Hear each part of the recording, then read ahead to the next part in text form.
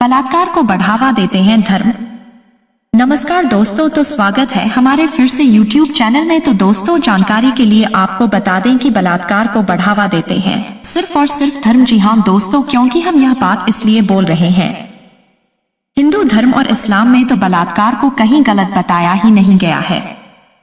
इंद्र ने अहिल्या से बलात्कार किया, लेकिन वह देवताओं का राजा बना रहा।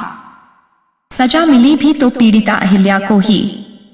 विष्णु ने तुलसी का यौन शोषण किया था। जुए के शौक के लिए बीवी को दावम पर लगाने वाले को धर्मराज कहा गया। मर्यादा पुरुषोत्तम राजा ने अपनी पत्नी को जंगल में भिजवा दिया, यह जानते हुए भी कि वहां कोई भी हादसा हो सकता है। सूर्य, धर्मराज, पवन और इंद्र ने कुंती के साथ जो किया, उसे रेप के अलावा और क्या कहा जा सकता है। द्रौपदी को भी उसकी रजामंदी के बिना 5 भाइयों से शादी करवा दी गई। इसे आजीवन गैंगरेप की सजा कह सकते हैं। इस्लाम में तो रेप पीड़िता को ही कसूरवार ठहरा दिया जाता है। यहां तक कि शरीयत के नाम पर भी गैंगरेप करने के मामले भी प्रकाश में आ चुके हैं। दुबई में शरीयत के हवाले से दोषी के बराबर ही पीड़िता को भी सजा देने का प्रावधान है। गाजी बनने की चाह में जितने भी मुसलमान दूसरे मुल्कों पर हमला करते थे, वे वहां की औरतों को गुलाम बना लेते थे और अपने सैनिकों में बांट देते थे।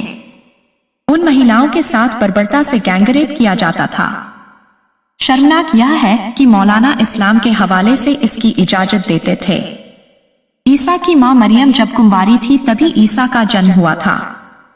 यीशु को आज तक पिता का नाम नहीं मिला। संभव है मरियम के साथ किसी ने रेप किया हो।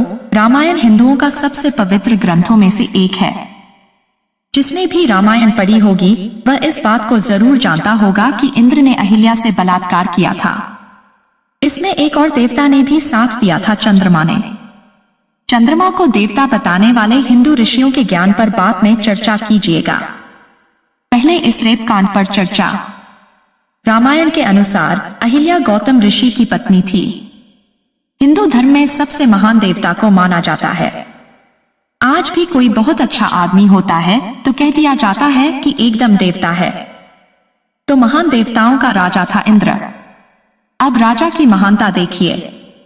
वह लंबे समय से अहिल्या की खूबसूरती पर फिदा था और किसी तरह उसके साथ सेक्स करना चाहता था, लेकिन उसे किसी तरह मौका नहीं मिल रहा था।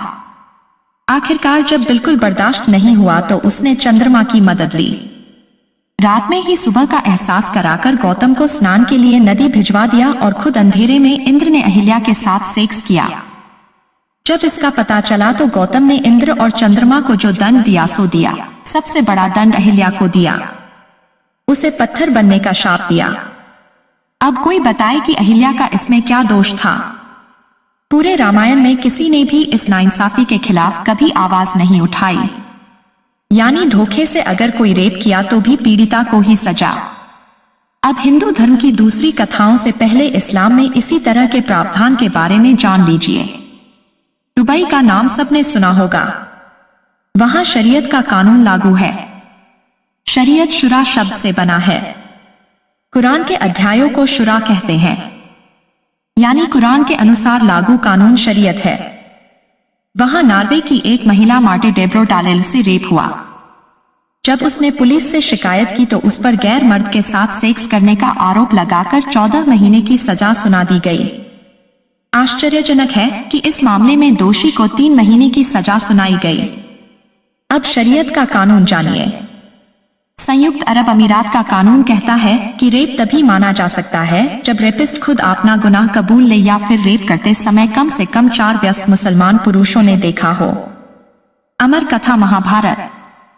सबसे पहले द्रौपदी की शादी। स्वयंवर में तो द्रौपदी ने अर्जुन से शादी की थी, लेकिन ससुराल पहुंचते ही उसे अर्जुन के शेष 4 भाइयों से भी शादी करनी पड़ी।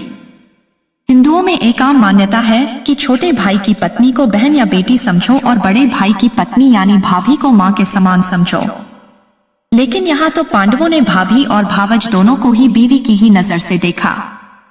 कथा है कि पांडवों की मां नकुल और सहदेव की सौतेली मां कुंती ने द्रौपदी को बिना देखे ही कह दिया कि 5 आपस में बांट लो। इसे ही शादी का आधार बताया जाता है। यह कैसा आधार है? मां ने कह दिया तो खुद पांडवों की नैतिकता कहां मर गई थी। क्या वे कह नहीं सकते थे कि भावज या भाभी से शादी नहीं कर सकते हैं?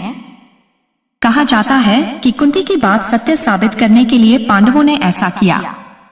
पूरे महाभारत में युधिष्ठिर के अलावा किसी के सत्यवादी होने की चर्चा ही नहीं है। कुंती का तो बिल्कुल ही नहीं। एक अहम सवाल यह भी है कि द्रौपदी की इच्छा क्यों नहीं पूछी गई? क्या कोई सभ्य लड़की कभी चाहेगी कि ससुराल पहुंचते ही उसके पति के सारे भाई उससे शादी करें और हनीमून मनाएं? एक बात और, अगर पांडव कौरवों की तरह 100 भाई होते तो? या अगर कुंती ने यह कह दिया होता कि ठीक है, आधे तुम लोग आपस में बांट लो और आधा पड़ोसियों में बांट दो।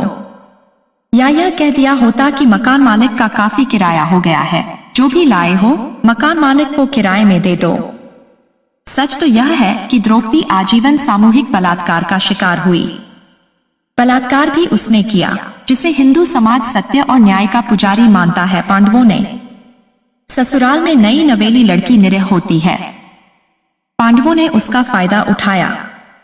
तेलुगु के एक साहित्यकार ने महाभारत के भाष्य में यह लिखा है कि द्रौपदी इतनी सुंदर थी कि उसको लेकर पांडवों में फूट पड़ सकती थी, इसलिए कुंती ने यह रास्ता निकाला।